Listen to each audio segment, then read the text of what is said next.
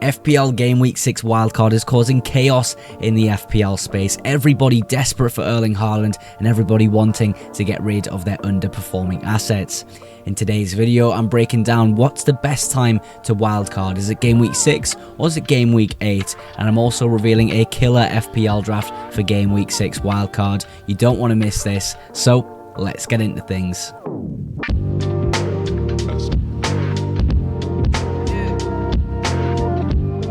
Welcome to today's video. I'm going to kick things off by comparing Wildcard 6 to Wildcard 8. If you are brand new to the channel, go ahead and subscribe. I make FPL videos to help you guys at home, and by just clicking that little red button, it helps me out a massive amount. The like goal for today's video is 10 likes. But kicking things off with Wildcard 6 versus Wildcard 8. Game Week 6 here. For a wildcard, it lets you get rid of all your dead wood in your squad. Let's get rid of Ollie Watkins. Let's get rid of Morgan Rogers. Let's get rid of Florian Wirtz. All of them have to go, and this is the time to do it on a wildcard. It also gives you an incredibly easy route to Erling Haaland. Of course, you've got unlimited transfers on a wildcard. You should always be having Erling Haaland on a wildcard 6 this week. He is the best captain. The slight downsides, and they're not really downsides at all, to be honest. I just think you're a little bit too early on big teams like Arsenal and Chelsea. Arsenal have Newcastle away, and I think that's a difficult fixture for both their defence and their attack going forward. So, one difficult fixture, do I think it's the end of the world? Absolutely not. I think getting into Arsenal quite early isn't a bad thing at all. Maybe lets you catch price rises as they come into the good fixtures. But overall, they've got an amazing set of fixtures coming up. You're going to want 3 Arsenal players. Chelsea were a bit too early on Chelsea, in my opinion. They're 3 weeks early on Chelsea players. I think having one Chelsea player is the viable strategy on a Game Week 6 wildcard. I wouldn't have any more than that. I don't think their fixtures really grant having any more than one. And the big thing is, do you think we've had enough data within the first 6 games of the Premier League season to really nail down a wildcard 6 team that you're happy with? I think you can. I think you really can. It seems like a really great time to wildcard, in my opinion. I think any given week's a good week to wildcard. If you're not happy with your team, just click the button. You can always change it and just have a fresh start, and this is probably a good week to do so. With Game Week 8, this is when I'm personally wildcard, and I've had to do a lot of work this week, kind of putting myself in the shoes of a wildcard 8, because I knew this time would come. I knew a lot of people would be jumping off their undesirable assets and jumping into Erling Haaland and recreating their team after a difficult start to the Premier League season. A lot of top content creators have awful ranks at the moment, and they're on a wildcard 6. If you're in a position where you're happy-ish with your team and you think you can get to Wildcard 8, I actually do think Wildcard 8 is slightly better. And there's only a few reasons for that, but still, both of these windows are incredibly strong. I think in Wildcard 8, you hit the Arsenal fixture run and the Chelsea fixture run bang on.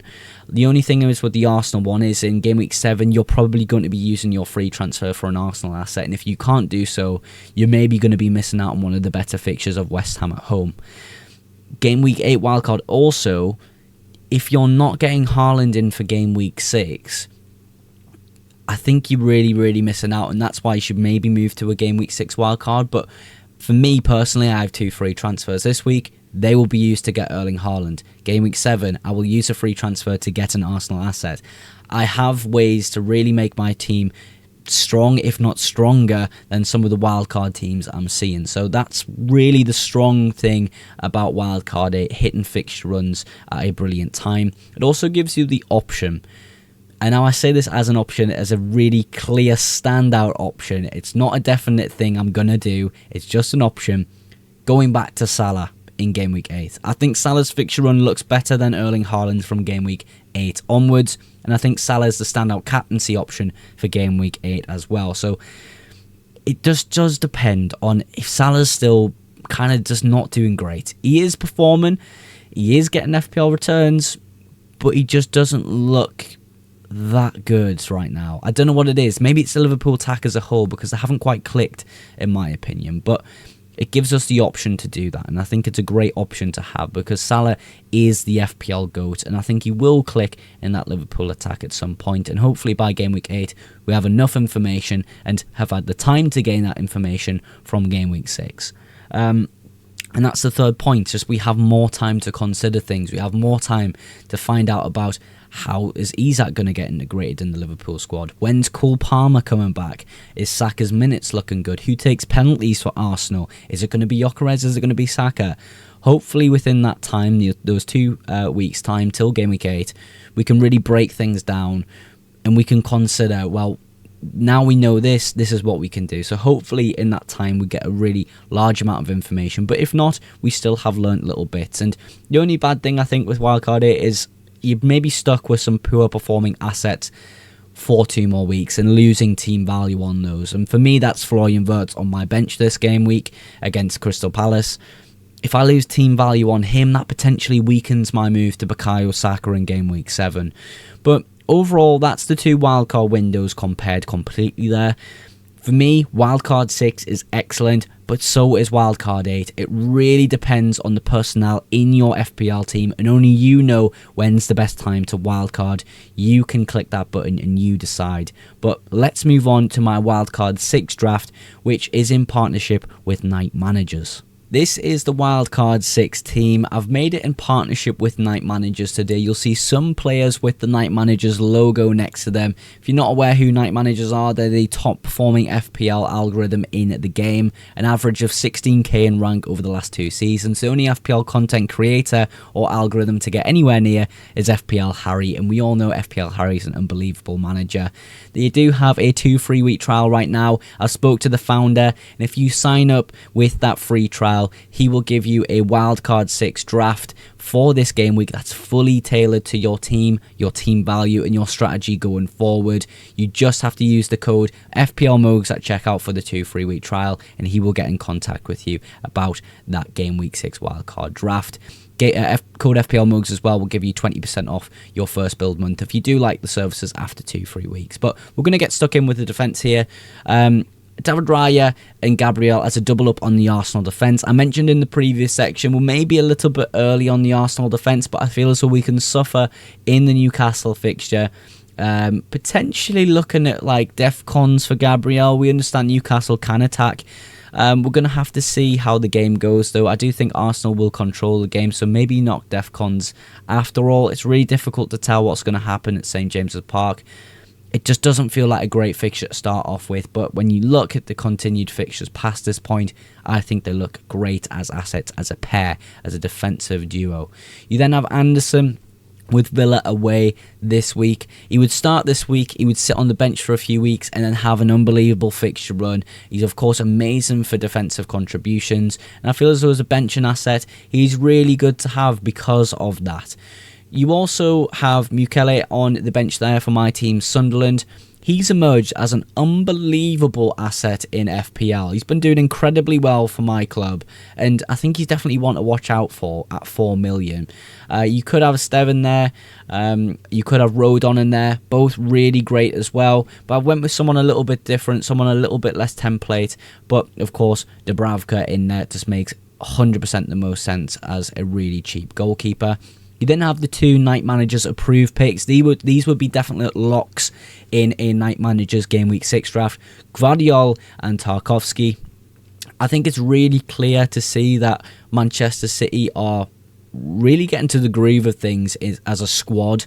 I think the goal that they conceded against Arsenal may be a little bit unlucky, just a little bit of a defensive mistake leading to Martinelli going through, but overall they do look pretty strong, and of course Burnley at home this week does look like a great fixture. Tarkowski against West Ham at home, that fixture speaks for itself. West Ham have been terrible, but of course defensive contributions magnet. He looks unbelievable for those points going into the season. Centre-backs are the meta, and that's why we've got 4 centre-backs here. Well, 5 centre-backs including the bench, but that would be the defensive line. Let's move up now to the midfielders.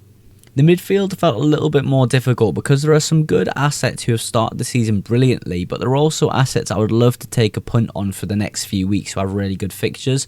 So I've kind of tried to make a little bit of a mix of those players, as well as include the Night Managers approved picks. We'll start with the Night Managers picks here, and Bruno Fernandes, Tijani Reinders, and of course Statch on the bench for Leeds. Statch on the bench there from Leeds is an extremely good value pick in my opinion. 5 million. I feel feel as though he offers quite a lot in that Leeds team. Definitely someone to be considering as a budget enabler within your side. I think is, or if not is, better than Kieran Dewsbury-Hall. We know that Dewsbury-Hall has the issues with the yellow cards as well, so I think that does put stature up above him. But of course, you can go ahead and pick Dewsbury-Hall instead of him if you really would like. I just think there is extreme value in there with the Leeds asset, especially when their fixtures coming up are quite good. Bruno Fernandes. I think really everyone's kind of starting to realise that Bruno Fernandes is a really good asset this season. I don't know what it is. I think there's more to come from Bruno Fernandes, and there's more to come from Manchester United. I feel as though Mbeumo is one of those assets who I think's on the absolute edge of coming away with a monster haul, and that's someone I considered within this team instead of Semenyo, instead of Ndiaye, but it's too hard to look past Semenyo and Ndiaye at the moment. Reinders, similar. You've got Bruno at home. You've got Burnley at home. Of course, a Night Manager's approved pick. They are the best algorithm in the game for a reason. If you are interested in getting a full team of Night Managers picks for Game Week 6, if you want a Game Week 6 wildcard, again, link in the description for the 2 free-week trial. Use code FPLMOGS to get that as well.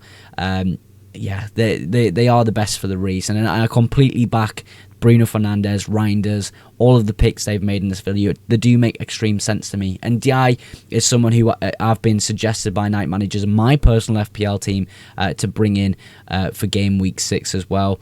A combination move of Salah to Ndiaye, Mateta to Haaland would be my free transfer move this week. And I thought I'd include him within the wildcard draft because West Ham at home looks really, really great.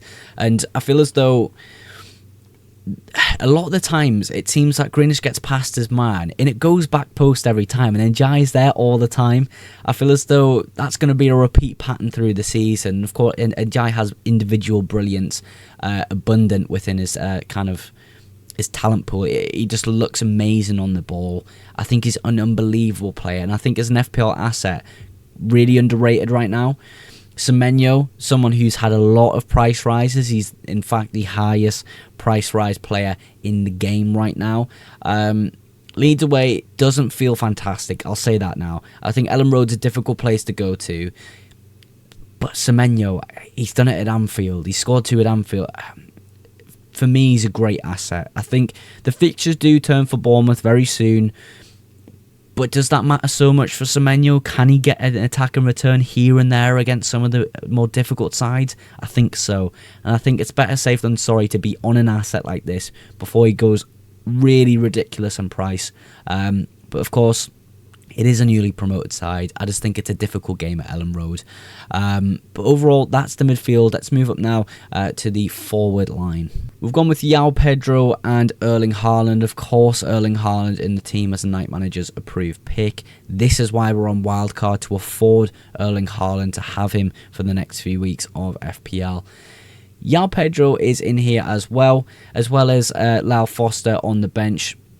I think Foster is a really great pick, and I think people aren't really reading the fixture turns for Leeds and Burnley coming up. Of course, they face each other, which isn't quite fantastic, but I think they are assets you could consider owning in FPL. João Pedro is one of those where we're too early on Chelsea assets, in my opinion, so I can't include players like Palmer, especially with his potential injury. Can't really include Chelsea defending players. So it's just João Pedro there. What you could do with this team, and this is why the money is in the bank, is you have a few different options, and I'm going to give them to you now, players that I like who you could add within this team as well, because I had a really difficult time picking the team, but this is the strongest I think it's going to be. Ndiaye, you could get rid of him potentially and take a massive punt on Bryan Mbeumo. I think Bryan Mbeumo is on the absolute edge of really big hauls in his next 2 games. He just seems unbelievable. When you watch him for United, it seems like he's the only guy getting forward and getting to do stuff in the attack, getting shots at goal, breaking the lines. It just feels like he's so close to greatness in that Manchester United team. But maybe I'm already covered with Bruno there. So that's really why Ndiaye's in the team instead of Mbeumo. You could also make the move to Bukayo Saka in the midfield, but are we quite sure that Bukayo Saka is going to be able to play full 90s from game week 6 onwards? I'm not too sure. I think we need an extra week of information against Newcastle to get that. João Pedro, it could be moved to Gyökeres. I think the conversation between Saka and Gyökeres is Gyökeres on penalties, let's pick him. But midfielders get more points in FPL, and I feel as though we actually don't know if Gyökeres is on penalties. We're just assuming things. I do think he'll be on penalties, but there actually hasn't been an opportunity where we can test that theory, and that's something I'm cautious of in FPL. So we've kind of left the money in the bank to maybe make the move in game week 7 when it feels a little bit stronger to get Arsenal assets in. But overall, in the next few weeks, there's an incredible amount of fixture rotations within this squad. For the next few weeks, you're completely covered where you just don't need to make transfers. You can really start to save things up. But yeah, I think this team's is incredibly strong. You've got some Night Managers approved picks in there. Of course, I'll say it one last time. If you are interested, 2 free weeks, you can't go wrong. Code FPL Mugs will get you that. But yeah, what a really strong team. I think it's not quite as strong as my Wildcard 8 draft that I've currently got on, and that's the strategy I've been on for a while, so my team's kind of set up for that. But if you're not quite happy with your team this week, if your team looks something like this for game week 6, I think you're in a really good standing to have an unbelievable next few game weeks. Tomorrow you can expect my transfer tips video where I cover the top transfers across FPL and give you my opinions on whether they're good or bad moves in FPL. So look out for that video, and of course I always outro my videos with a massive thank you for all of your support on today's video and the channel. If you aren't yet subscribed to the channel, go ahead and click that red button for future FPL content and deadline streams. And of course, if you did enjoy today's video, go ahead and click that like button as well. But that's everything for today's video. Thank you again so much for watching, and I will catch you in the next one. Bye for now.